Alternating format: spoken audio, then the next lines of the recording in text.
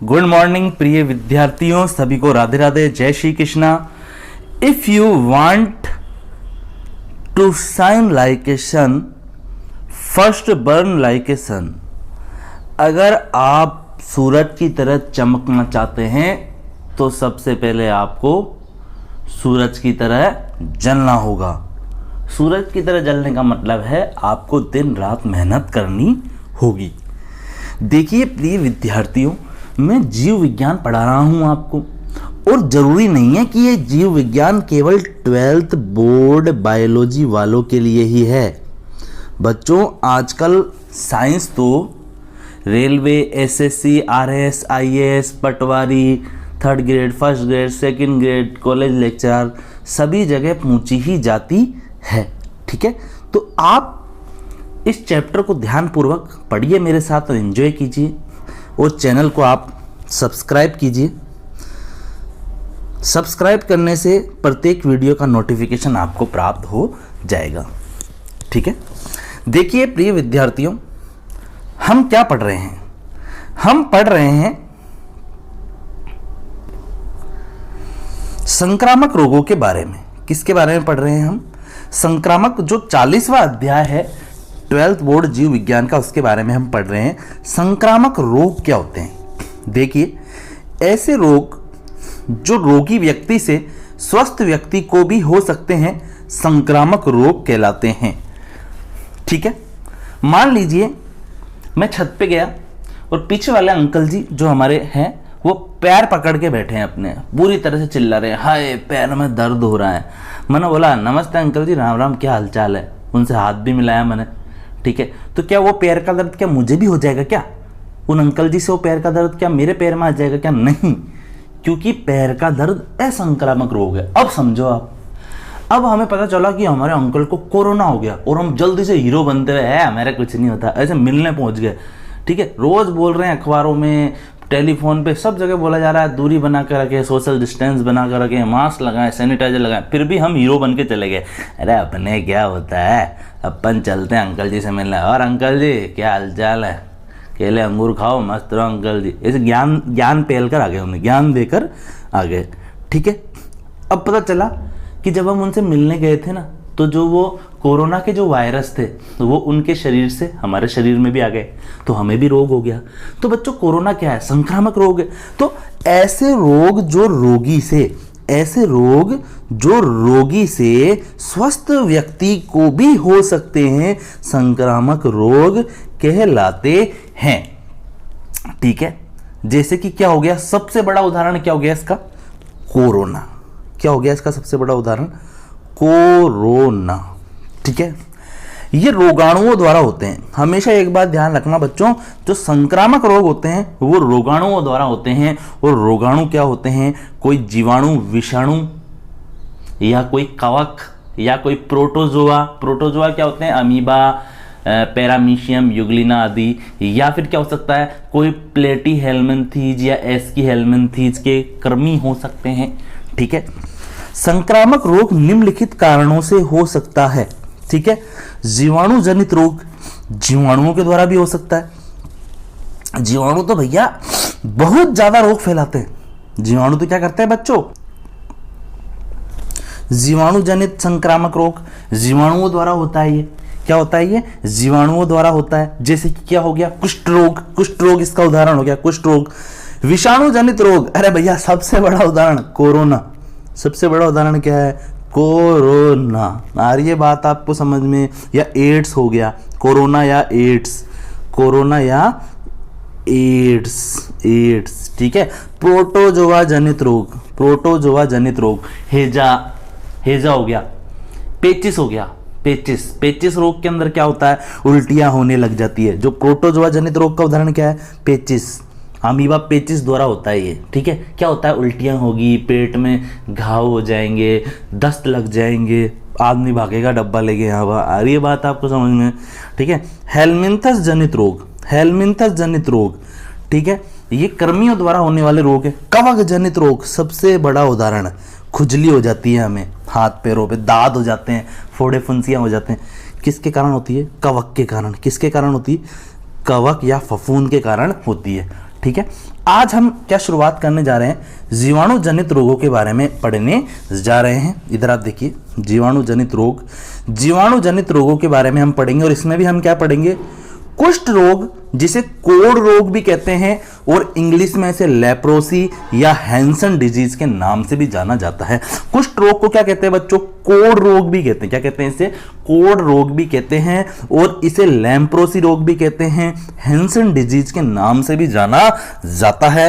यह रोग mycobacterium leprae जीवाणु द्वारा होता है। देखिए जो भी आपको इंपॉर्टेंट बातें हैं यहां पर आपकी अंडरलाइन कर दी जाएगी, नोट्स के अंदर क्या कर दी जाएगी, अंडरलाइन कर दी जाएगी, ठीक है। और एक बात सुनिए, सभी नोट्स आपको दिए गए, जो नीचे लिंक है, जो मैं आपको नीचे डिस्क्रिप्शन में लिंक दूंगा, उसमें मेरा जो टेलीग्राम जो चैनल है, ठीक है, उस पर, या फिर जो मेरा गूगल ड्राइव का जो मेरा जो एड्रेस है वो भी मैं उसमें डाल दूंगा और उसमें डाले गए नोट्स आपको मिल जाएंगे। तो यह रोग माइक्रोबैक्टीरियम लेप्री जीवाणु के द्वारा होता है। बच्चों जीके में कई बार पूछा गया है, कई बार रेलवे का एग्जाम दिखाया था, उसमें पूछ लिया कि कुष्ठ रोग किसके कारण होता है, माइक्रोबैक्टीरियम लेप्री जीवाणु द्वारा होता है। देखिए लक्षण अपन पढ़ेंगे लिखे हुए, तो पहले आप चित्र देखिए। कुष्ठ रोग में देखिए उंगलियां किस प्रकार से गल गई बेचारे इंसान की, देखो उंगलियां सड़ गई, उंगलियां देखो मुड़ गई कैसे, और बेचारी इन माता जी को देखो, देखो पूरे चेहरे पर देखो दाग धब्बे हो गए, देखो इनके तो हाथ ही काटने पड़े। ऐसी स्थिति हो जाती है कुष्ठ रोग। मतलब कुष्ठ रोग क्या है, त्वचा सड़ने लग जाती है, उंगलियां सड़ने लग जाती है, उंगलियां काम करना बंद कर देती है, कभी कभी तो इतनी भयानक स्थिति हो जाती है कि काटना पड़ता है अंगों को। देखिए जरा, देखिए इससे शरीर का तंत्रिका तंत्र, मांसपेशियां, त्वचा आदि प्रभावित हो जाती है। जो कुष्ठ रोग है ना, उसमें सबसे पहले तो प्रभावित होता है तंत्रिका तंत्र। तंत्रिका तंत्र क्या कार्य करता है, हमारे शरीर का ऐसा तंत्र जो बाहरी वातावरण में होने वाले परिवर्तनों की जानकारी हमें देता है, ठीक है। हमें किसके द्वारा पता लगता है कि बाहरी वातावरण में कुछ परिवर्तन हो रहे हैं, किसके, हमारे तंत्रिका तंत्र द्वारा। जैसे अभी देखो आजकल आप बोलते होंगे अरे सर्दी लग रही है और रजाई में घुस जाते हो, ये सर्दी का एहसास आपको कौन करवा रहा है, आपका तंत्रिका तंत्र। फिर रजाई में घुसने के बाद अरे गर्मी हो रही है यार बाहर निकलो, ये गर्मी का एहसास कौन करवा रहा है, तंत्रिका तंत्र। तो इसमें तो क्या होता है, शरीर का तंत्रिका तंत्र धीरे धीरे क्या होने लग जाता है, कार्य करना कम कर देता है, तंत्रिका तंत्र प्रभावित होता है बच्चों से। तंत्रिका कोशिकाएं जो होती है ना शरीर की, जो संवेदनाओं को ग्रहण करवाती है, वो मरने लग जाती है। तो इसमें शरीर का तंत्रिका तंत्र, मांसपेशियां सड़ने लग जाती है, मांसपेशियां हो गई, त्वचा हो गई, स्किन हो गई आदि बुरी तरह से प्रभावित हो जाती है। उंगलियों में विकृति उत्पन्न हो जाती है। उंगलियां कैसी हो जाती है बच्चों, जो उंगलियां देखो ऐसी होती है ना इंसान की, ऐसी सुंदर सुंदर लंबी लंबी, तो ये उंगलियां कैसी रह जाती है, ऐसी ऐसी रह जाती है, गायब हो जाती है, उंगलियां मुड़ जाती है, सड़ने लग जाती है। रोगी के घावों से निकलने वाले पदार्थ के संपर्क में जब कोई स्वस्थ व्यक्ति आता है तो ये रोग उसे भी हो जाता है। अगर आप किसी कोढ़ के व्यक्ति से हाथ मिला रहे हैं, उसके बर्तन में खाना खा रहे हैं, तो आपको भी ये कोढ़ रोग हो सकता है। देखिए अब ये कोढ़ रोगों के बारे में पहले है ना बहुत भयानक वो अफवाहें उड़ा रखी थी। जिसको बेचारे को कोढ़ रोग हो जाता था ना, उसको है ना ऐसे, ये समझ लो एड्स से भी बड़ा भयानक रोग समझा जाता था। ऐसे किसी को कोढ़ हो जाता था तो उससे लोग नफरत करते थे, समाज के लोग उसे ऐसे बुरी नज़रों से देखते थे, उसे कमरे में बंद कर दिया जाता था, ठीक है। और कई बार तो उसे मारने लग जाते थे पत्थर वगैरह से कि कोढ़ी आ गया, कोढ़ी आ गया, ये तो भयानक छुआछूत की बीमारी है। लेकिन ऐसा नहीं है, अगर हम किसी व्यक्ति को कोढ़ हो भी जाए तो हम उसके साथ में रह सकते हैं, लेकिन हमें थोड़ी सी ना उससे दूरी बना के रखनी है। मतलब कि जैसे उसके बर्तन में खाना नहीं खाना है, उसके टवाल को हमें काम में नहीं लेना है, उसके कपड़ों को हमें नहीं पहनना है, उसके बिस्तर में हमें नहीं सोना है, ठीक है ना। तो ठीक है, लेकिन उससे हमें भेदभाव भी नहीं करना है, क्योंकि ये भी हमारे भाई बंद ही होते हैं, चाहे कोई मरीज हो चाहे कोई भी हो। तो रोगी के घावों से निकलने वाले पदार्थ के संपर्क में आने पर स्वस्थ व्यक्ति को भी यह रोग हो जाता है। कुष्ठ रोग कितने प्रकार का होता है बच्चों, 3 प्रकार का होता है। कुष्ठ रोग कितने प्रकार का होता है, कुष्ठ रोग 3 प्रकार का होता है। कुष्ठ रोग बच्चों 3 प्रकार का होता है। देखिए कुष्ठ रोग 3 प्रकार का होता है। ट्यूबरकुलोइड कुष्ठ रोग कौन सा होता है, पहला ट्यूबरकुलोइड कुष्ठ रोग, ठीक है। इस रोग से त्वचा पर चकत्ते बन जाते हैं। चकत्ते का मतलब क्या है? त्वचा पर धब्बे से बनने लग जाते हैं। क्या बनने लग जाते हैं? त्वचा पर धब्बे से बनने लगे जाते हैं। तो इस रोग से त्वचा पर चकत्ते बन जाते हैं, त्वचा पर घाव भी बन जाते हैं, त्वचा पर घाव भी बन जाते हैं। साथ ही साथ हाथ पांव की जो उंगलियां हैं, साथ ही साथ क्या है, जो हाथ पांव की जो उंगलियां हैं वो उंगलियां भी क्या हो जाती है? मुड़ जाती है। तो पहला प्रकार कौन सा है कुष्ठ रोग का? ट्यूबरकुलोइड। कौन सा है? ट्यूबरकुलोइड। कौन सा है? ट्यूबरकुलोइड। और ट्यूबरकुलोइड में क्या होता है? हाथ पैर पर ऐसे है ना धब्बे धब्बे से बन जाते हैं, चकत्ते बन जाते हैं। इसे क्या बन जाते हैं? चकत्ते बन जाते हैं। हाथ पैरों पर घाव वगैरह भी हो जाते हैं और हाथ पांव की जो उंगलियां हैं बच्चों वो मुड़ जाती है, वो काम की नहीं रहती है। दूसरे प्रकार का कुष्ठ रोग कौन सा है? लेप्रोमेटस। कौन सा है? लेप्रोमेटस। त्वचा पर गांठें बन जाती है। कोई आपसे बोलेगी वह कौन सा कुष्ठ रोग है जिसमें त्वचा पर गांठें बन जाती है, तो क्या बोलोगे? लेप्रोमेटस में त्वचा पर गांठें बन जाती है, साथ ही साथ घाव भी बन जाते हैं। तो भैया ट्यूबरकुलोइड में तो शरीर पर चकत्ते बन रहे हैं, जबकि लेप्रोमेटस में शरीर पर गांठें बन जाती है। तीसरा प्रकार का कुष्ठ रोग कौन सा है? बॉर्डर लाइन कुष्ठ रोग। और यह सबसे खतरनाक कुष्ठ रोग होता है। क्या होता है? सबसे खतरनाक कुष्ठ रोग होता है। इस प्रकार के कुष्ठ रोग में दोनों प्रकार के कुष्ठ रोगों के लक्षण पाए जाते हैं, मतलब कि त्वचा पर चकत्ते भी बन जाती है और गांठें भी बन जाती है और घाव भी बन जाते हैं।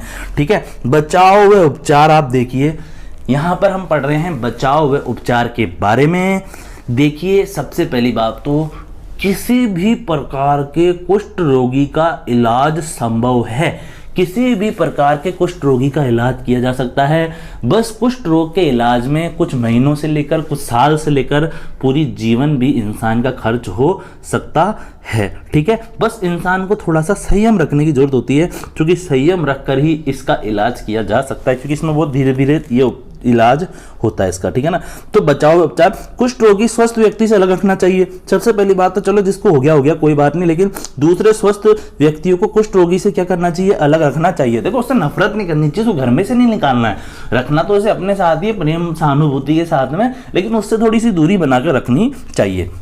कुष्ठ रोगी के जो वस्त्र हैं, ठीक है, तथा जो अन्य वस्तुओं को प्रयोग में नहीं लेना चाहिए। कुष्ठ रोगी के जैसे देखो कुछ थाली होगी, चम्मच होगी, बर्तन गिलास वगैरह होंगे, उसके जूते होंगे, उसके कपड़े होंगे, उसके वस्त्र होंगे, उसका टवाल वगैरह होगा, और जो दूसरी वस्तुएं हैं उनको काम में नहीं लेना चाहिए। ये नहीं कि कुष्ठ रोगी भी उसी से मुंह पूछ रहा है और आप भी उसी से तो अपना तो बड़ा पूछ रहे हो। ठीक है ना, तो गलत हो गए।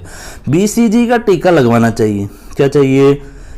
BCG का टीका लगवाना चाहिए। ठीक है, इसका फुल नाम क्या है? Bacillus Calmette Guerin. इसका पूरा नाम क्या है BCG का? बेसिलस कैलागीन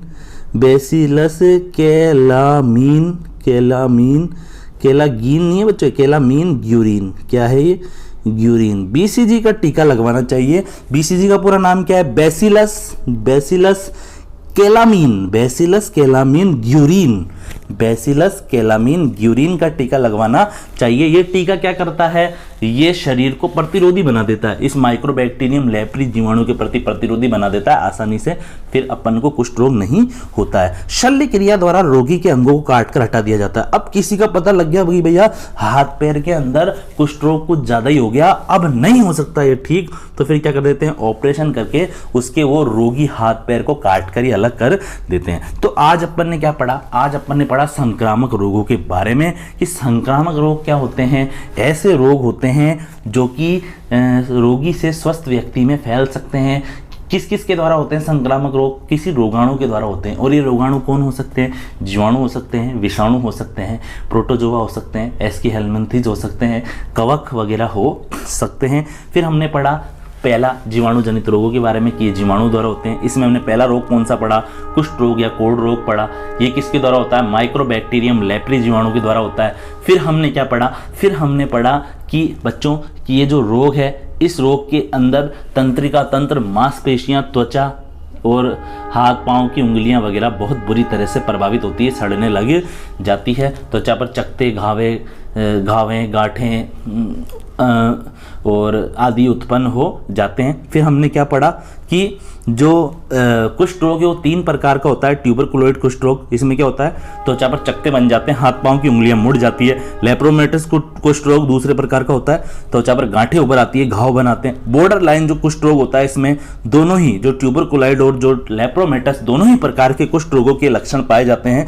इसमें त्वचा पर चकत्ते भी बन जाती है, गांठें भी बन जाती है, घाव भी बन जाते हैं। बचाव उपचार क्या है? इसका जो बचाव और उपचार है वो होता है संयम और धीरज रखकर ही इसका इलाज किया जा सकता है। इसके इलाज में कुछ महीने, कुछ साल या पूरी जिंदगी भी खर्च हो सकती है। कुष्ठ रोगी को स्वस्थ व्यक्ति से अलग रखना चाहिए, उसके वस्त्रों को व वस्तुओं को काम में नहीं लेना चाहिए। BCG अर्थात बैसिलस कैलामीन ग्यूरिन का टीका लगाना चाहिए। शल्य क्रिया द्वारा या ऑपरेशन द्वारा, शल्य क्रिया को बोलते हैं ऑपरेशन द्वारा, जो उसके जो सड़े हुए जो अंग है उसको काट कर अलग किया जा सकता है। किसी के हाथ में अगर कुष्ठ रोग हो गया तो हाथ को काट कर अलग कर देते हैं ताकि वो कुष्ठ रोग फिर पूरे शरीर में ना फैले। ठीक है, तो मुझे उम्मीद है आप सभी को समझ में आया होगा। सभी को राधे राधे, जय श्री कृष्णा मेरे प्रिय विद्यार्थियों और मेरे प्रिय मित्रों। ठीक है, सभी को take care, tata bye bye. आप सभी अपना ख्याल रखिए और चैनल को सब्सक्राइब जरूर कीजिए। ओके।